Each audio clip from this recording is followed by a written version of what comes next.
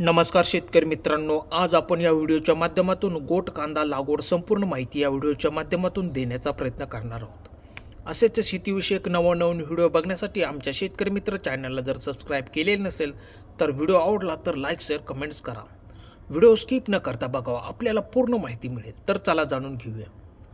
गोट कांदा लागवड ही लवकर आणि कमी कालावधीच्या पिकासाठी केली जाते, जी थंड हवामानात प्रामुख्याने मोठ्या प्रमाणावर केली जाते, कारण थंड वातावरण गोट कांद्याच्या उगवणीसाठी चांगले मानवले जाते। रब्बी हंगामात नोव्हेंबर ते डिसेंबर महिन्यात गोट कांद्याची लागवड करावी, जेणेकरून आपल्या पिकाला हवामान चांगले योग्य रीतीने मिळेल।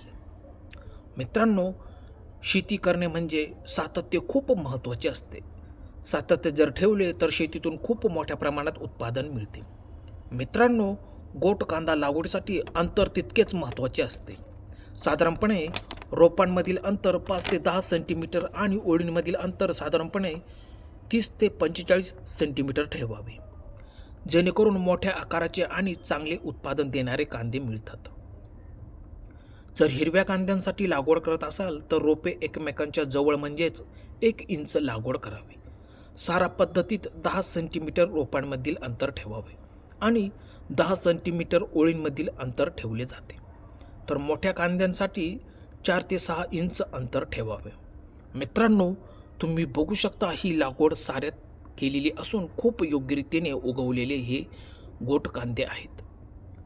साधारणपणे 20 ते 25 दिवसांचे हे कांदे झालेले आहेत।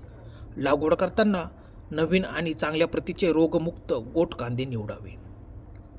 कापलेला गोट कांदा मुळाचा भाग जमिनीत व्यवस्थितरित्या खाली गाडावा, तो पूर्ण झाकलेला असावा याची काळजी घ्यावी आणि कापलेला भाग वर राहील या पद्धतीने लागवड करावी। तुम्ही बघू शकता मित्रांनो, सर्वत्र कांद्याची पात खूप छान अशी हिरवळलेली आहे, एकही कांदा मेलेला नाही। तुम्ही बघू शकता व्यवस्थितरित्या नियोजनबद्ध शेती केलेली तुम्ही बघू शकता। तर शेतकरी मित्रांनो, व्हिडिओ कसा वाटला, दिलेली माहिती आवडल्यास आमच्या शेतकरी मित्र चॅनलला जर सबस्क्राईब केलेले नसेल तर सबस्क्राईब करा। धन्यवाद शेतकरी मित्रांनो।